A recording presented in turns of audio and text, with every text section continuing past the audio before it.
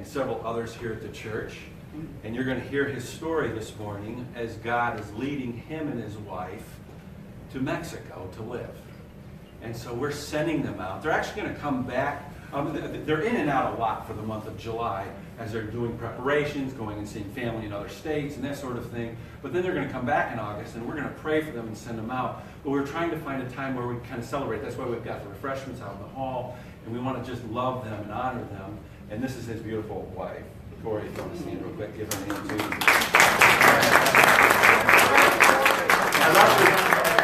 I try not to embarrass Corey. I try to embarrass Nate. I try very hard to embarrass Nate. It doesn't work. I keep trying, and he does me as well. But we love Nate. He's been a very dear friend of ours for years. And as he leaves, sometimes it's hard to see good people go.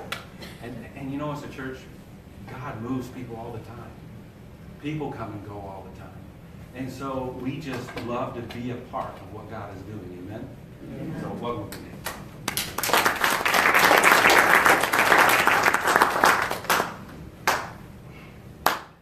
Thank you for not hyping this time. Well, you scolded me the first service for crying out loud. First service, he's all like, "This is going to be the greatest thing you've ever heard." I did not quite like that. Oh.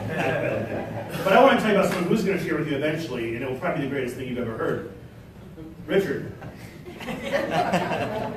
Richard was going to originally share with you this morning. Some things happened, stage fright, things like that. He's got a lot of anxiety. He's scared of people, and so you get to hear my story too. But when you do get to hear Richard's, I've had the pleasure of being able to hear it, and I am really excited for how God's going to use that. He's got quite a story to tell.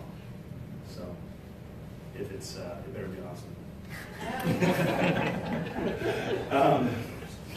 So we're going into a sermon series here that is called Divine Direction, starting next week. And so a lot of what I'm sharing kind of about our story is how we've pursued God's direction kind of in our life up to now. And I want to start off looking at Proverbs 16:9, which is a passage that I like when we think about the plans that we make. And it reads, "The mind of man plans his way, but the Lord directs his steps." And I think all of us here can find truth in that, in terms of it is easy for us to try to make our own plans, whether it's when we're going to retire, or what house we're going to live in, or how many kids we're going to have, or what job we're going to have, or you name it. And those plans often get shattered, because ultimately, God's directing our steps. And even when we're trying our best to direct them, He usually finds a way to crush those plans. So,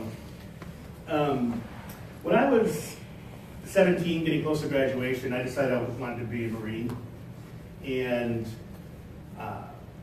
so I remember telling my mom that I was going to serve Special Forces and probably be dead by the age of 26.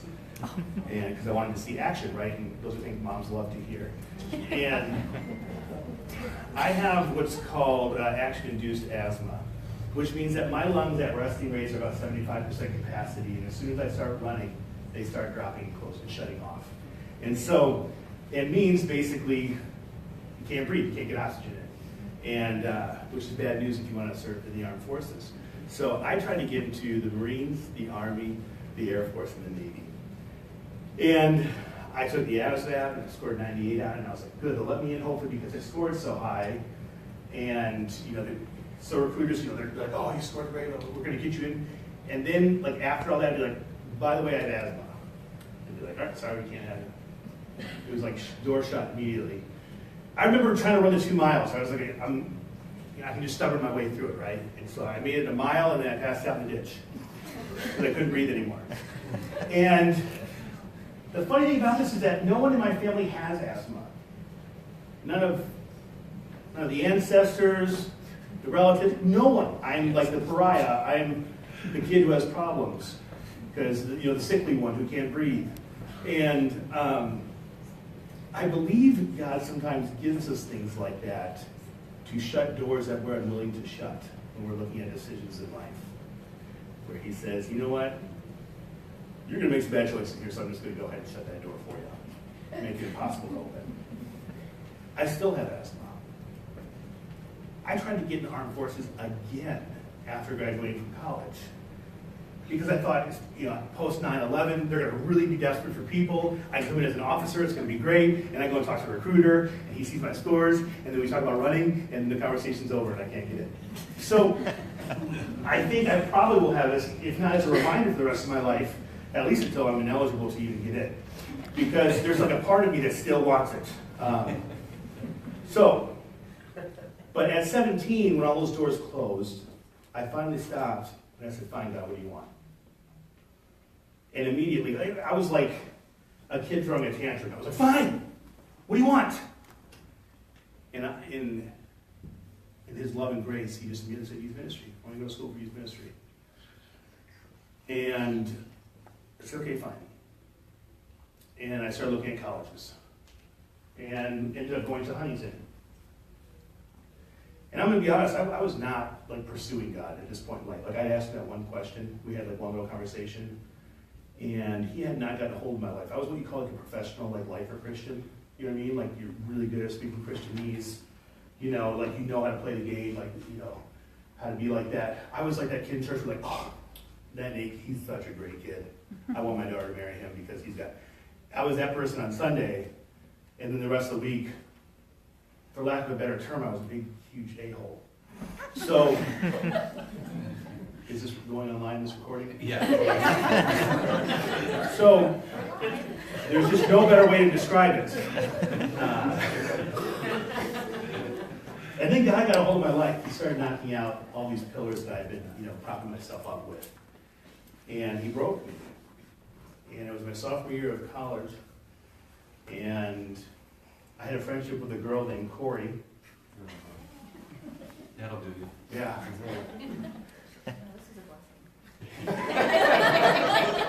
Yeah. And I remember a few weeks after kind of everything fell apart and I had gotten out of another relationship, and I realized that I really liked this girl. And it scared me because I actually cared about her, and I'd only hurt everyone I'd ever dated before that. Because I was what I said just a few minutes ago. And I remember praying. I told her I wasn't going to play games at all, and I told her straight out, I like you. What do you want to do with this? Like, just going to put myself out there because I like you. Do we just need to like shut this down and just make sure we're friends? Because probably you're just like, whatever, I don't want. So we decided to just pray about it. And every day I prayed that God would take those feelings away. Because I did not, I don't want to hurt this person. And so every day it was just like stronger and stronger. And one of the lessons I learned is that sometimes it's passion and it's, but it was different. It was like God was stoking these flames. Like, it was just like, this is a person I got for you. And I could not ignore it. And, she was beating my door down every day. I want to be with you. I want to be with you. So, we were with you till that point. I finally gave up. No, I didn't talk her into it, actually. But, and so we ended up getting married our junior-ish year of college. It depends on how you count the years that I spent at college. And so while there's sometimes that God closes doors that you won't close on your own, there are also times that when you're looking at decisions, he stokes those flames and says, yeah, this is what I got for you. I want you to get excited about this. And he gets more and more excited. And as we looked at graduating from college, there was another friend of mine that was in youth ministry or majoring in it, and they had gotten married in college as well. We started talking about what would it look like if we just did ministry together. We picked a random place to go. Yeah, we have a lot of debt and all that stuff, but we can figure that out eventually. What if we just go somewhere random and just love on people and serve the Lord? And so I remember breaking out a map of the U.S. and we decided we were just going to start praying about where God wanted us to go, which was kind of a surreal experience because there's thousands and thousands of cities and we're just like, I don't know. So we decided to take a week and just kind of pray about it. I gotta be careful because my recollection of stories is different, so I'm watching my wife as I'm telling these because I know she's gonna be like, it was 2 weeks. I don't, so understand that I'm a man telling the story in my own recollection. But it's about a week or two later, we come back and we're all kind of thinking Colorado Springs for some reason, out of nowhere. And so the interesting thing is that we all felt that way, all four of us. And so we decided to drive out there, and we just prayed over the city and walked through it. And we got hooked up with a couple different organizations where a friend of mine and his wife started doing apartment ministry, and we got hooked up being able to work for a nonprofit that took in juvenile felons and worked on getting them ready to be back out in society. So basically parenting kids in a lot of ways, and kids that didn't necessarily want to be parented. And we made the decision to just go ahead and move out there. And we thought we'd be out there for about 10 years. One of the lessons we learned from that is sometimes it's okay to take a leap, to take, God says, yeah, go for it. And especially when you see confirmation in multiple people and then a sense of peace about it, it's a lot of times, it's easy to make those types of decisions, even though it's a big change. And so we went down to Colorado Springs thinking we'd be there for about 10 years. And it was really challenging. It was awesome. My wife and I actually saw each other grow in a lot of really cool ways. And then she went to a dentist to have an operation to get her wisdom teeth removed. And he severed both the nerves to her tongue. And she had to have a $50,000 reconstructive surgery. They peel back her gums, and they go and get her nerves and reattach them, and then fold her gums back up over the teeth. And there's 2 doctors in the country that do it. One of them was in Denver, thankfully. And they gave her medication to work through the pain, and it caused severe depression. And my bubbly, fun-loving wife didn't want to get out of bed anymore. And we didn't know what to do. I didn't know what to do. I didn't know what was next for us, because we thought it was a year-long commitment where we were working with the felons, and there was a lot of different options in Colorado Springs, but it was pretty obvious that Corey needed her family. She needed her mom especially. And so a youth ministry job opened up in Heart of Lakes Church here in Brooklyn. And I had decided I wasn't going to work at a church after I got out of college, because I had some issues I was working through, I think, with churches. I was just going to love and serve people in my own way, right? And I thought, okay, God, I'll apply for this, and if I get it, I'll go. I'm not gonna try to get it. I'm just gonna be honest with these people. This is who I am.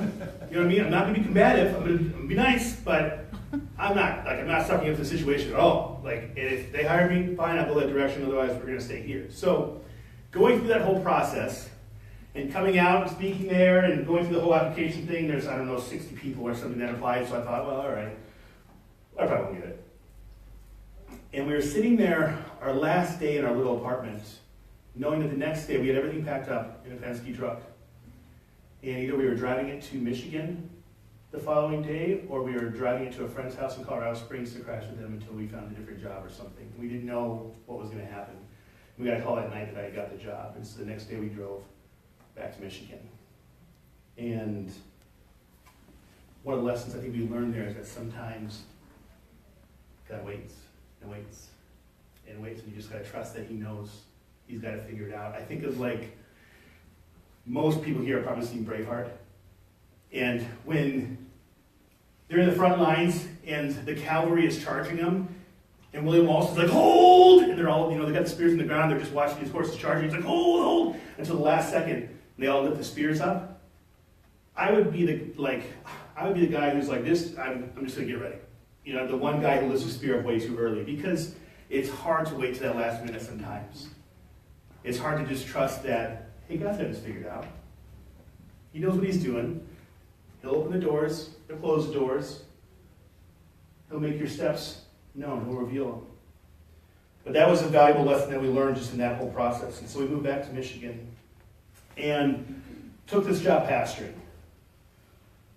I've been running my own business for about 6 years now. Gotten close to bankruptcy. Thought I was going to have a heart attack because of stress. Went through partner buyouts. All kinds of different challenging things. And it's never been harder than pastoring. Never. Because to understand pastoring, I think pastoring can be really, really easy. The only thing you need for pastoring to be easy is to not care about the people you're talking to. Then it's super simple. It's like how parenting can be really easy if you don't care about your kids. Because you can lock them in a closet. or tell them to go play outside. If you don't care, parenting becomes pretty simple, right? Especially as your kids get older. You know, I see this in my mom and dad, where my dad's just like, just let it go, honey, because, you know, he's done hurting, you know, like just worrying about his kids, and my mom's like, no, you know, and so sometimes it's easier for dads to let go later on, but parenting, pastoring, teaching, it's hard when you really care, and when you love the people that you're trying to minister to. And I was in a situation that wasn't like super healthy. Actually, it was really unhealthy. And, you know, in leadership, there's this rule that 10% of the people that you're talking to, like even 10% of you in this room, will dislike what I say, no matter what. It could be great, and you'll leave here being like, that Nate, oh my gosh, he's full of crap, plus he said that a-hole word, and I just, you know, you're going to find a reason not to like what I say. And 10% of you are going to feel like, oh, that Nate, you should be running a mega church. It's not gifts. I mean, you're going to be like a 100% supporter, right? And actually, after the first service, Matt's wife Melanie was like, I want you to know that we're part of the 10%, but I'm not telling you which.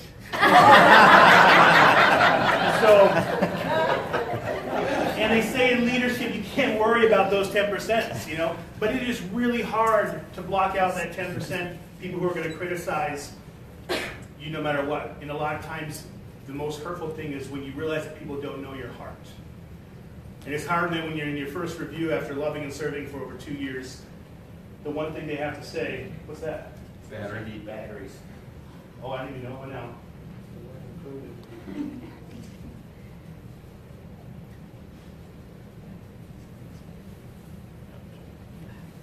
I'm not a tech person.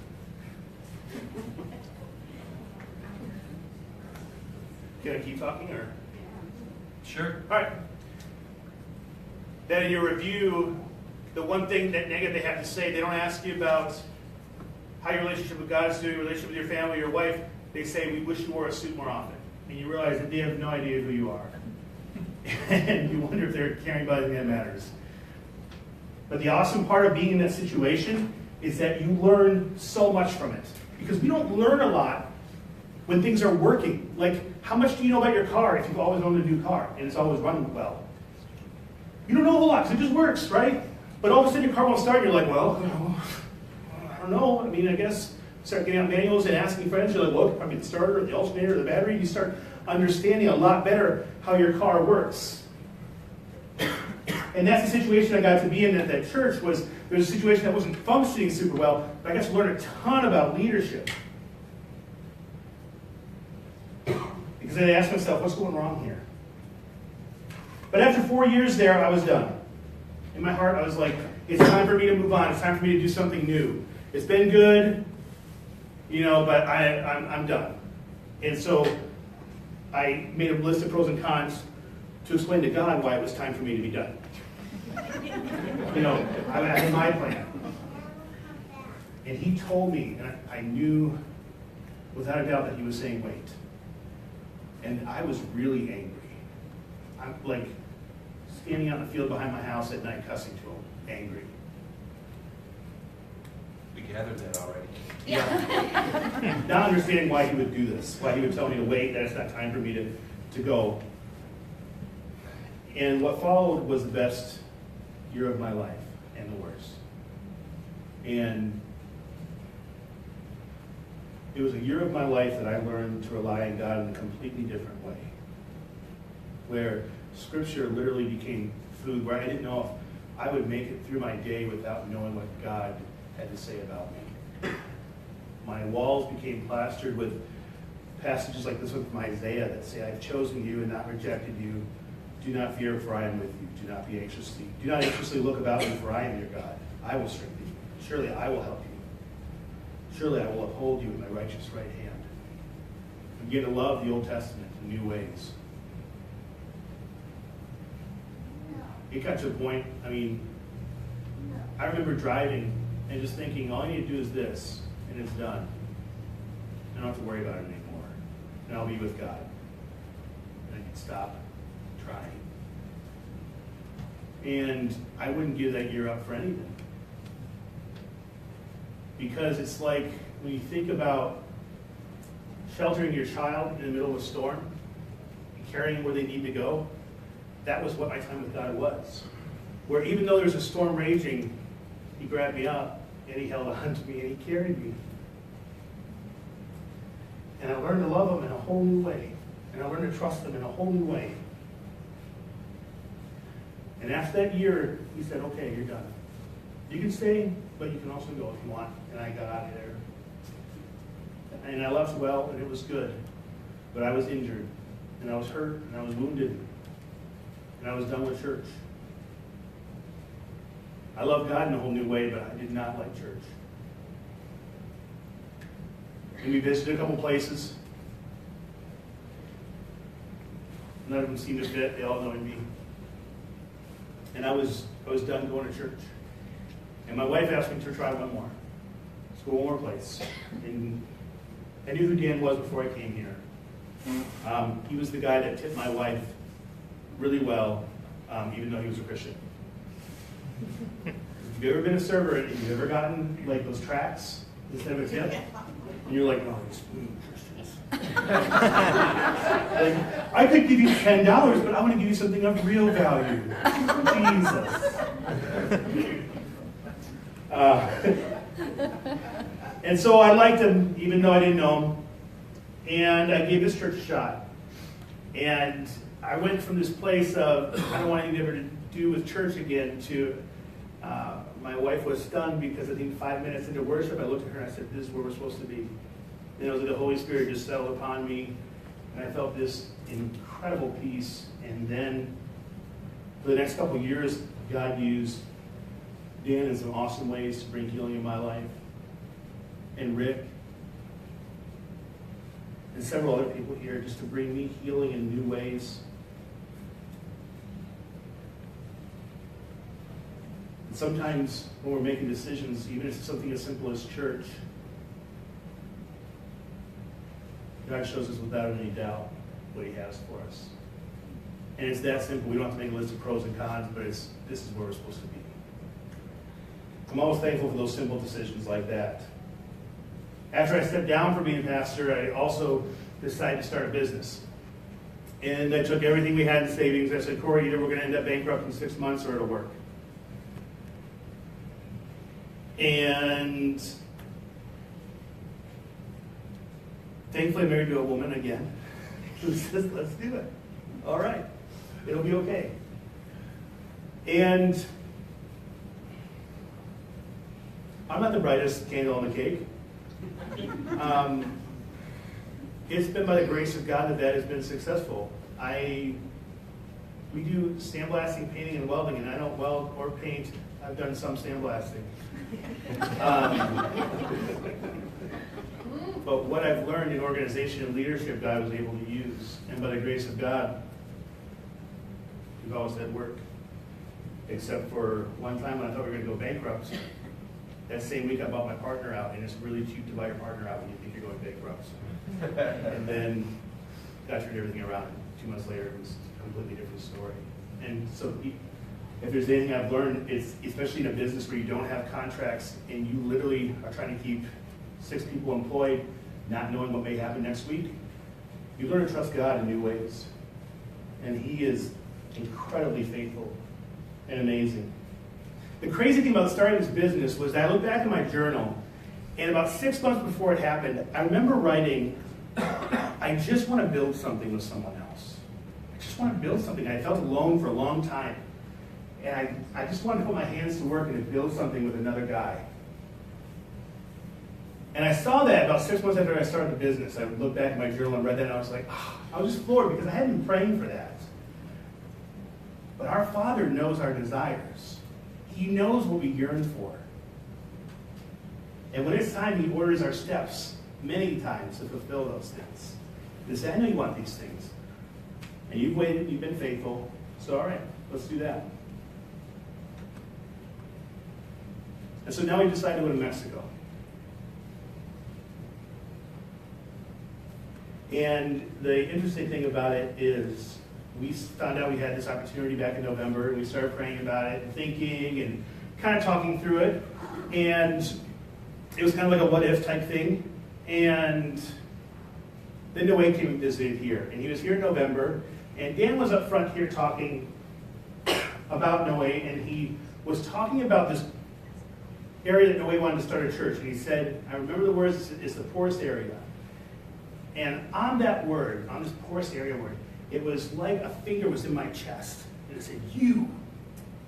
And I just broke down crying. Like it was, there was nothing spectacular emotion about what Dan was saying. I mean, literally, it was just Dan talking, so how, I mean.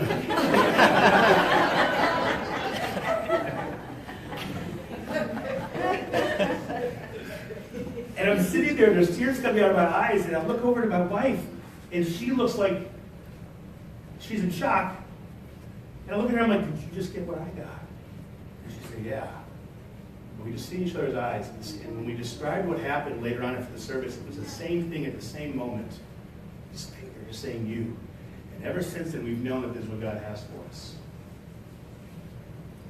And it's interesting because I think God challenges us and calls us and gives us direction in new ways a lot of times, each time, knowing that what we need and what will work best for us. Because at this point, for us to make this decision, I think that there's a level of, there's undoubtedly, we know we're being called.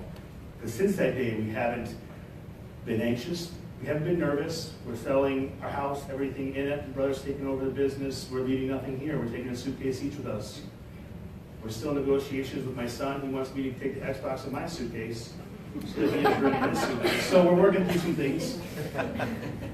But it's never been, how do we explain it, Jerk? It's never been weird for us. Like it feels normal what we're doing. And so when people react like, you're doing what? We're like, oh yeah, that's not like, I guess don't do that at times. And so, but because of how God has confirmed it, it's been like, yeah, here's what we get to do. And the kids are on board. And it is such a blessing when we can't doubt in any way what God has next for us. There's something freeing about that. In closing, I want this church as a whole and us individually to ask what's next for us. Because it's really easy. It's easy to just do our daily pattern. To get up, go to work, come back home.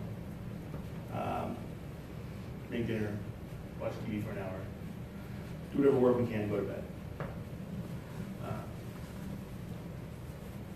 Or you're a stay-at-home mom, which you just play with kids all day. You know what I mean?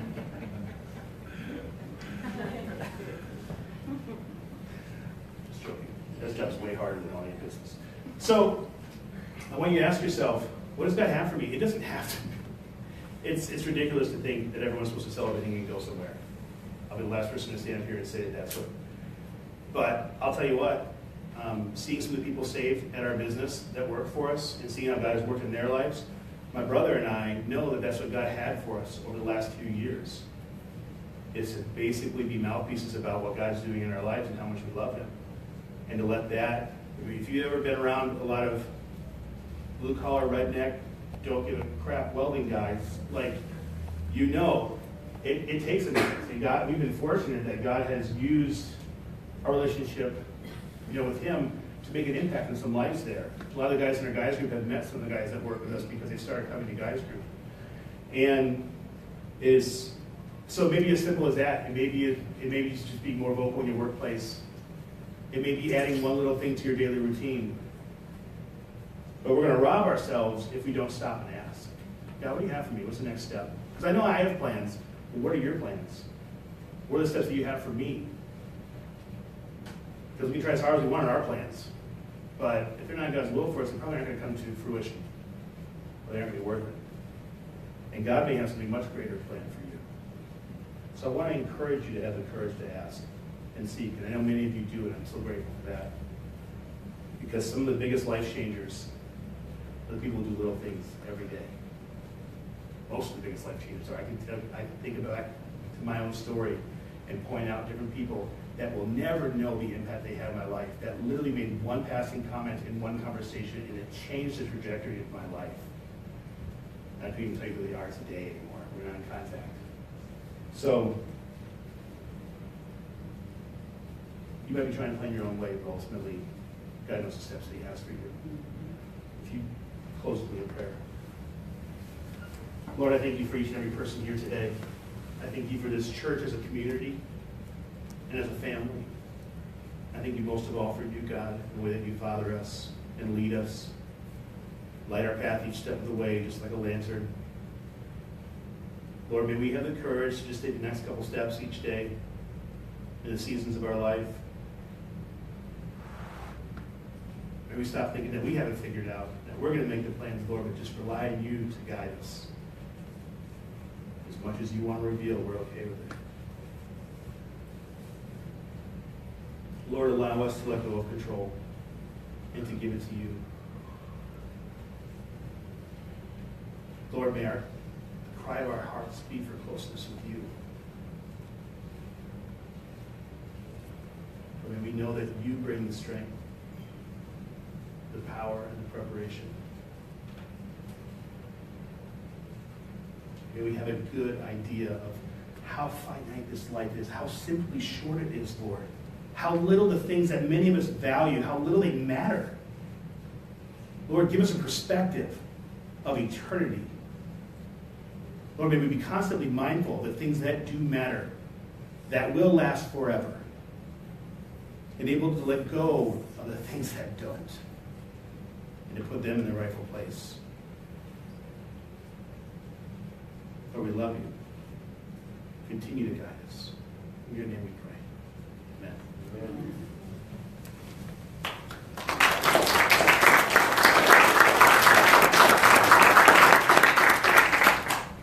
We have a really cool opportunity to kind of do something bigger than just Crosspoint, be a part of something a little bit bigger than Crosspoint.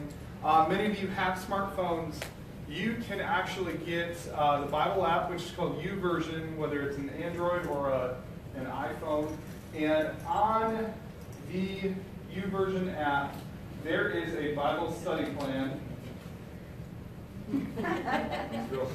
called Divine Direction. Please join with us and start that Bible study devotional. It's going hand in hand, it's step by step, with the series that we're in, Divine Direction. And you'll be joining myself, many other people who have already signed up to be a part of it. And it's just a really cool way for us to kind of all be on the same page, not just on Sundays, but as we go throughout the week. So I really encourage you to be a part of that. Again, on YouVersion, Divine Direction. With that being said, I think we still have a couple small little snacks out in the lobby.